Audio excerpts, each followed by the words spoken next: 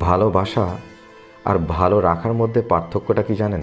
মুখে তো আমরা অনেক কিছু বলতে পারি, তোমায় এতটা ভালোবাসি, তোমার জন্যে আমি এই করতে পারি, তোমাকে নিয়ে সারাদিন আমি এই ভাবি।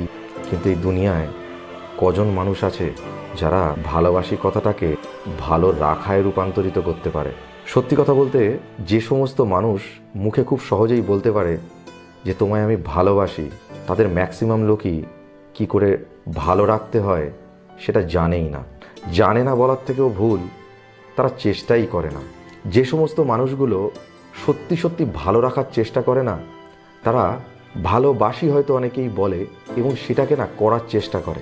বা অনেকেই আছে যারা ভালো রাখতে জানে, তারা ভালোবাসি এই কথাটা না বেশি বলে না। কিন্তু সমস্যাটা কোথায় জানেন তো?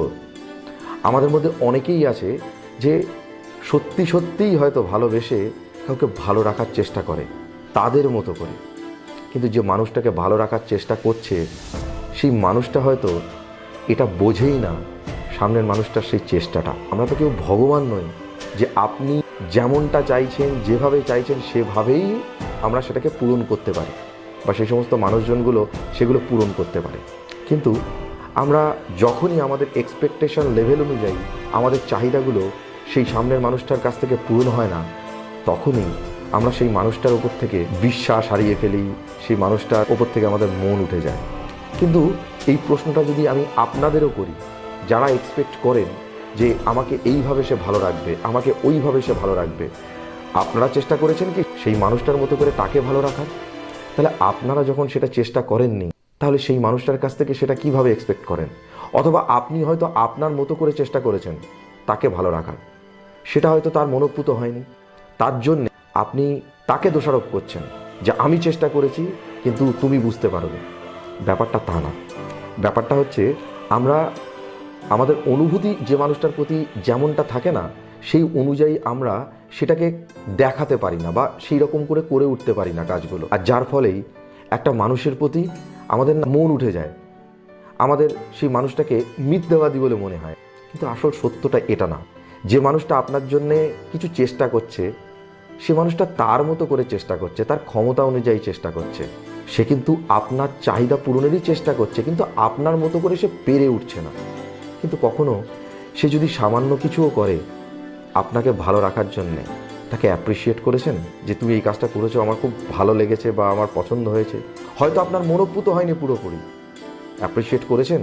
অ্যাপ্রিসিয়েশনটা এমন একটা জিনিস সম্পর্কের ক্ষেত্রে যেটা একটা মানুষকে আরও অনেক কিছু করতে উদ্বুদ্ধ করে, ইন্সপায়ার করে। আমরা কেউই সেই কাজটা কিন্তু করি না। আমরা শুধু এক্সপেক্ট করে যাই যে এই সামনের মানুষটা আমার জন্য এই করবে, আমার জন্য এভাবে করবে। কিন্তু যখনই সেই এক্সপেকটেশন লেভেল পূরণ হয় না, সেই মানুষটাকেই আমরা দোষারোপ করতে থাকি। সেই মানুষটার চেষ্টাটাকে আমরা কিন্তু কেউ খেয়াল করেও দেখি না যে সেই মানুষটা চেষ্টা করছে আমাদের ভালো রাখা তার মতো করে। এই ব্যাপারটা না শুধুমাত্র একটা দুজন মানুষের রিলেশন না, হাজব্যান্ড ওয়াইফ বা প্রেমিক প্রেমিকার মধ্যে রিলেশন না, এইটা সব রকমের সম্পর্কের ক্ষেত্রেই। কি বাবা মার সাথে সন্তানের সম্পর্ক, কি একটা বন্ধুত্বের সম্পর্ক, কি একটা রিলেটিভের সাথে আর একটা মানুষের সম্পর্ক, প্রত্যেকেই কিছু না কিছু এক্সপেক্ট করছে। আর যখনই এক্সপেক্ট করছে তার মতো করে ফুলফিল হচ্ছে না, তখনই সেই মানুষটা খারাপ হয়ে যাচ্ছে। অনেকেই আছে সত্যি সত্যিই আপনার প্রতি হয়তো কিছু ফিলিংস আছে, আপনাকে সত্যিই হয়তো ভালোবাসে। সে তার বাবা মাকে হয়তো সত্যি মন থেকে ভালোবাসে, তার হাজব্যান্ডকে সে মন থেকে ভালোবাসে, সে তার ওয়াইফকে মন থেকে ভালোবাসে, সে তার সন্তানকে তো মন থেকে ভালোবাসেই। সে তার মতো করে তাদের ভালো রাখার চেষ্টা করছে সেই ফিলিংসটা নিয়ে। কিন্তু যেহেতু আমাদের হিউম্যান বিংসদের কিছু লিমিটেশনস থাকে, নিজেদের কিছু সমস্যা থাকে, পরিস্থিতি থাকে, সেজন্যে তাদের চাহিদা অনুযায়ী সে সেগুলোকে পূরণ করতে পারছে না। তার মানে এটা না যে সে আপনাদের ভালোবাসে না, সে ভালোবাসে। তার সামান্য সেই চেষ্টাটুকুকে অ্যাপ্রিসিয়েট করুন, মানুষের খামতিগুলোকে বুঝতে শিখুন, মানুষের পরিস্থিতিগুলোকে বুঝতে শিখুন। তাহলে দেখবেন কারোর প্রতি কোনো অভিযোগ থাকবে না। যে মানুষটাকে কাছে পেয়েছেন, যদি দেখেন যে তার মধ্যে মিনিমাম চেষ্টা করার কোনো মানসিকতা নেই, তার থেকে দূরে সরে যান, নো প্রবলেম।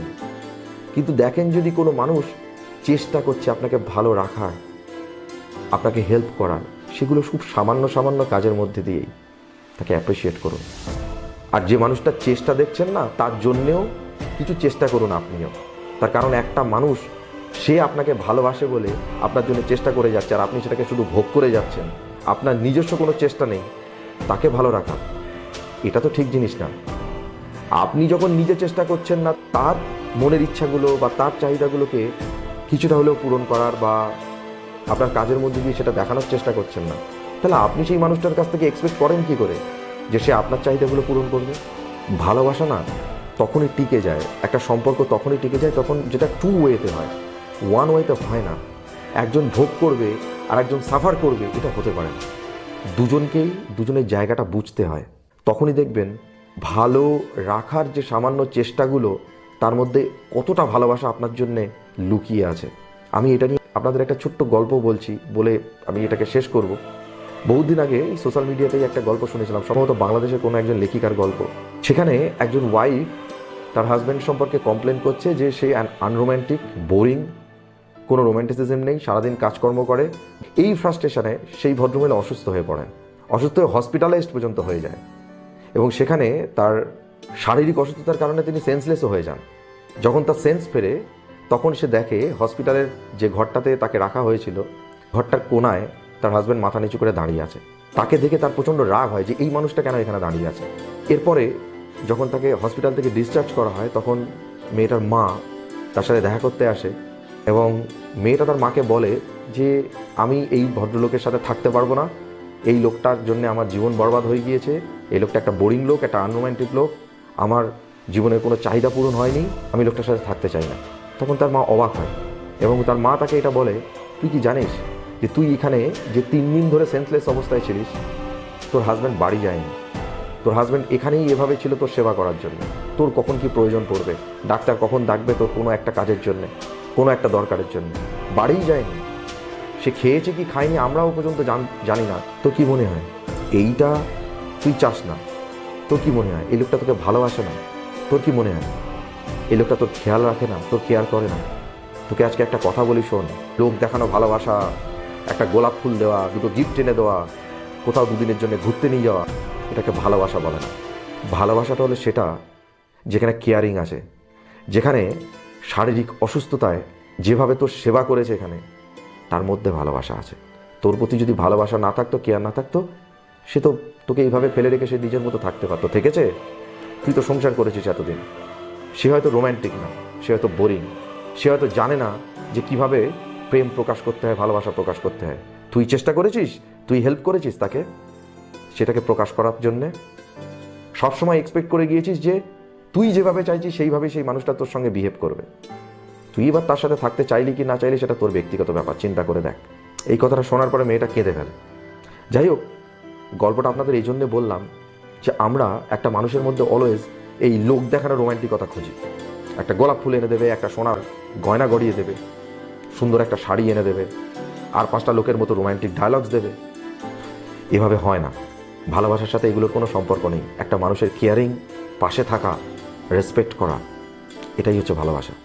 আমরা জানি না কবে এটা বুঝতে শিখব যে ভালোবাসা আর ভালো রাখা দুটোর মধ্যে পার্থক্য অনেক। তার কারণ ভালো রাখার মধ্যে ভালোবাসা আছে, কিন্তু ভালোবাসার মধ্যে ভালো রাখা থাকবে এটা সবসময় নাও হতে পারে।